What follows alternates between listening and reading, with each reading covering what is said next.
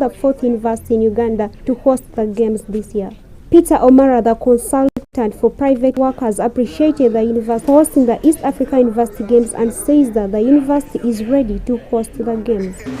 In Uganda, the purpose of your being here this time is to really prepare as a team from the different universities in East Africa to come and participate at the games in December. And yesterday, I think the symposium was so good.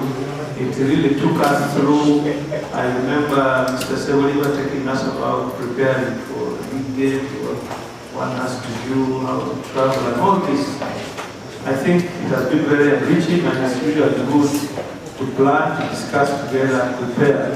As friends, then we come to compete later when that day comes. I'm very well aware that these games will go on because I've been working closely with the organizers. I know for a fact that the issue of facilities is not a problem. Many of you have been to international competitions, big ones, global competitions.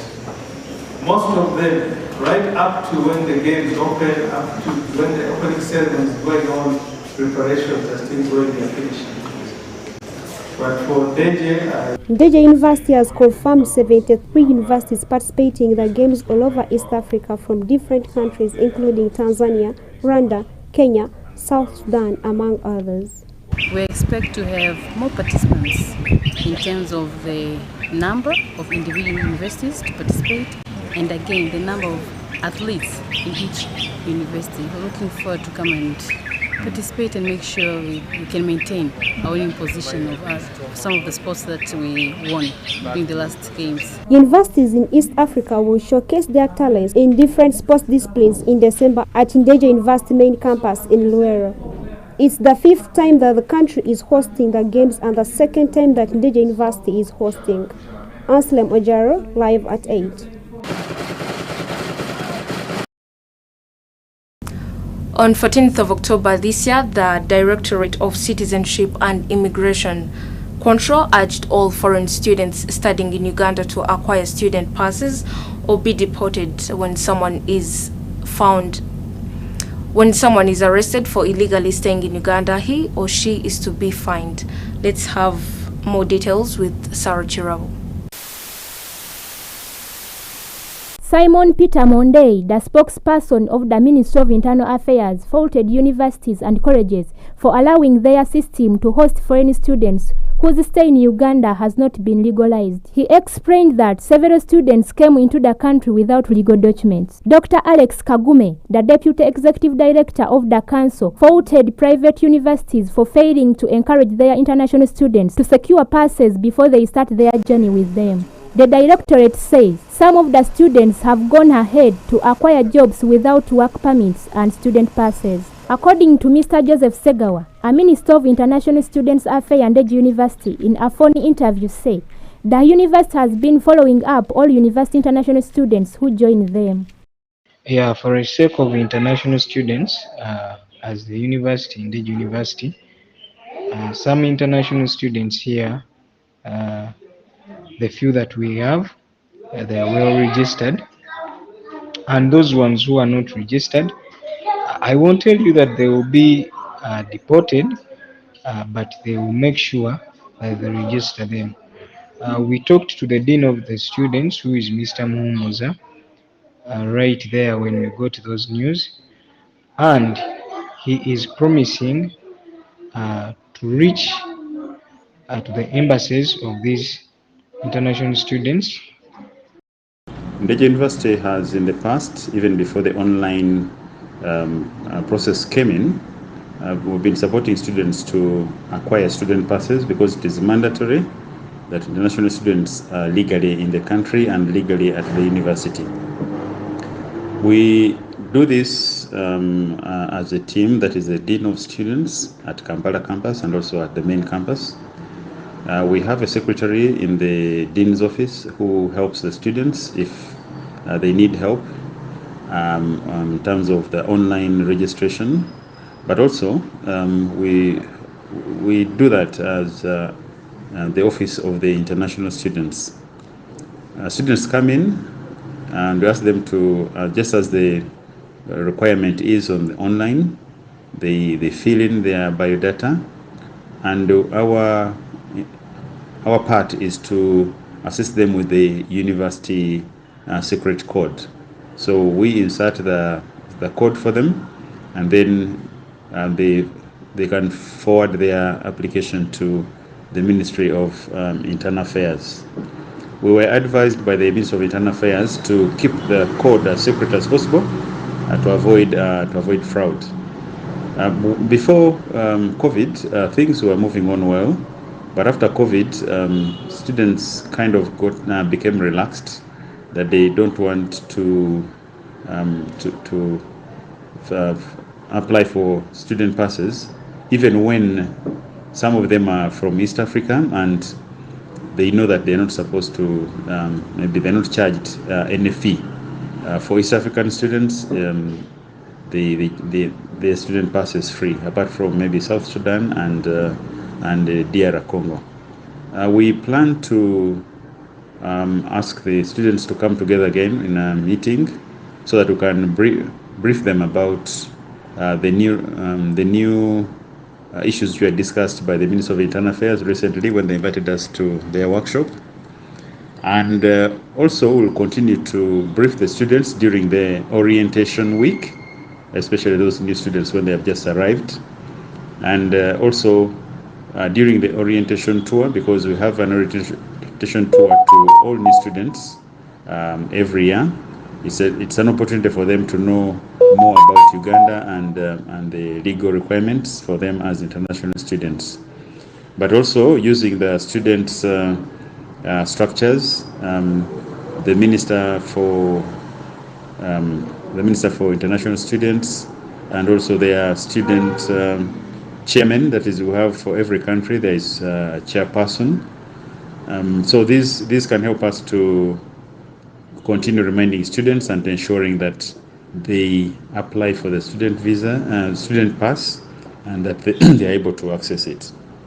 The Ministry of Internal Affairs is very helpful whenever we have this kind of requirement. They have been able to give student passes to our students whenever they apply.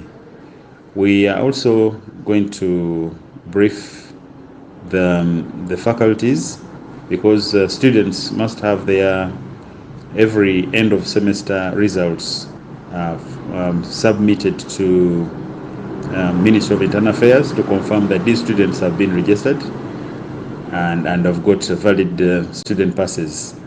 We also make sure that we'll share the list of the international students with the Ministry of Internal Affairs.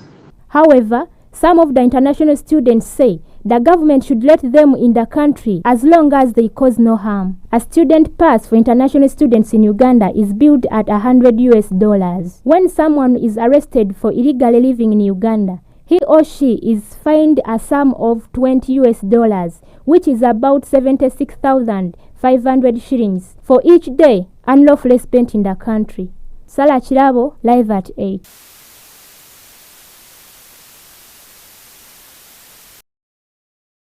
Thank you, Sarah Chirabo, for that report. On 5th of October this year, Ms. Beatrice Annual challenged the government to scatter refugees in various areas in Uganda and said putting them in one place can cause environmental degradation. The second Deputy Prime Minister General Moses Ali said the proposal is not a government policy matter and replied Annual that she said out of context,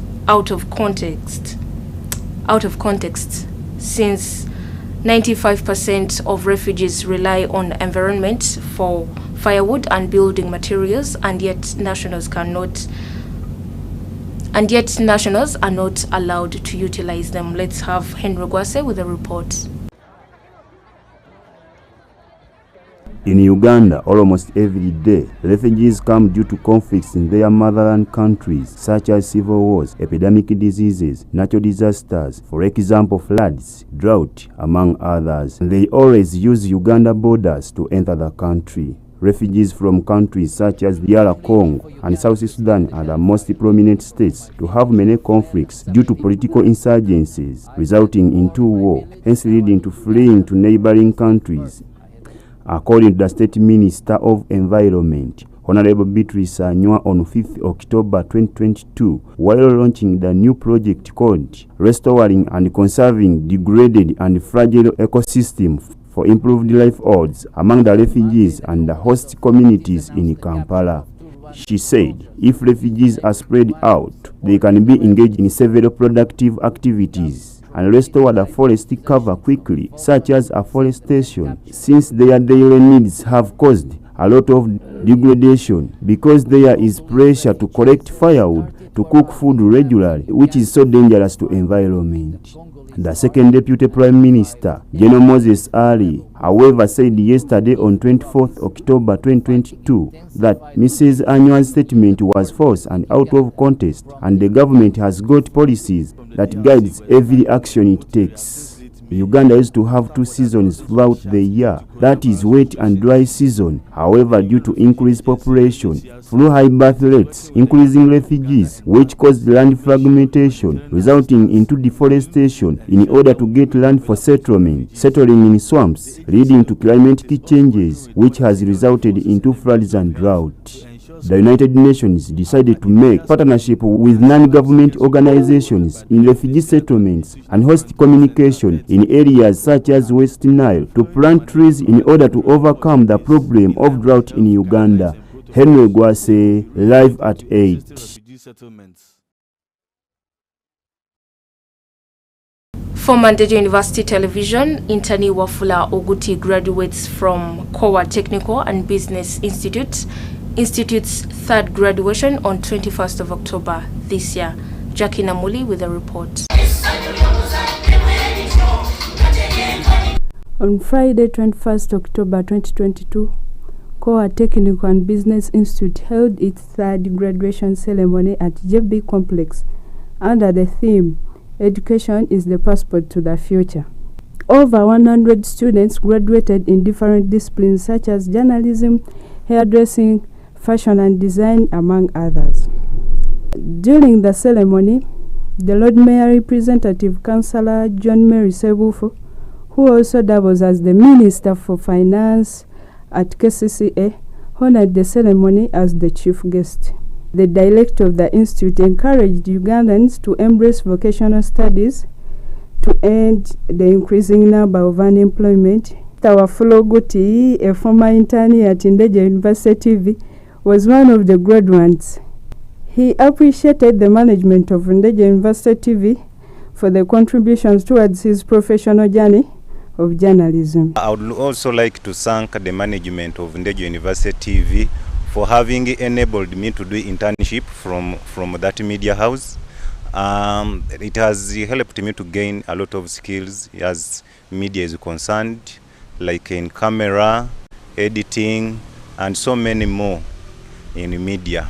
And that one has also helped me to graduate, and I'm happy for that. Jacqueline Namuli Wafula Oguti, live at 8. Congratulations, Wafula Oguti, and thank you, Jackie Namuli, for the report. Now, the Kampala Aquatic Swimming Club normally holds a 2-day extreme challenge swimming competition at their swimming ground in Natete every weekend. Miro Masha with a report. The Extreme Swimming Challenge competitions are held for 2 days every Friday evenings and Saturday mornings respectively at the Aquatic Arena in Natete. The Aquatics Arena is the home to the Kampala Aquatic Swim Team that have swimmers who are competitive in the age categories from 5 years up to 25 years of age. Thank you. The internal competitions normally happen among 2 clubs, Kampala Aquatic Academy and Dolphin Swim Club Kampala, in a 2-day event every week. This challenge normally happens between the 2 clubs that helps enable young children and youth who are competitive in Ugandan swimming to improve their skills and continuously develop their respective swimming strokes in the water. Hence, by doing so, they are able to improve their times and work on their weaknesses over time as they progress on continuous assessments. Head coach and chairman of the Aquatic Academy, Kampala, said they hold these challenges to help enable swimmers from different clubs reach their maximum potential in a variety of races, which mostly center on mid-distance swimming races. We organize extreme swimming challenges for our swimmers, and we are open to outside clubs. They can become again. This is a 2-day event that happens every weekend. It starts on Saturday evening it starts on a Friday evening up to Saturday morning. It has just ended. It aims to have our swimmers cutting across different events in their development. We do not put them in the age category or gender. It's time that you post the places you will see the kids. So you find a younger swimmer of a different gender going another swimmer of a different gender, closing so that they are facing each other. It helps them make better times.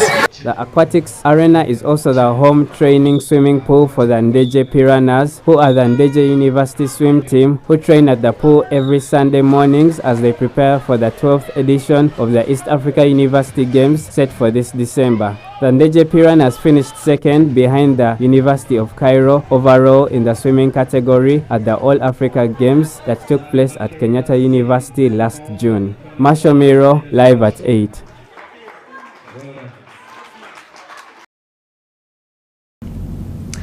That's the latest in the University Television News. Keep having a good evening.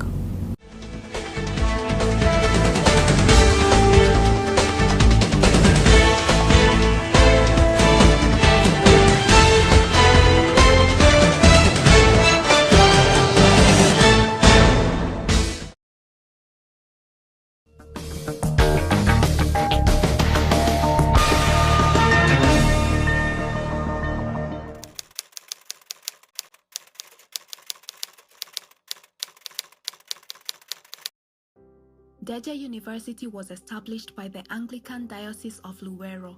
It is the oldest private and chartered university.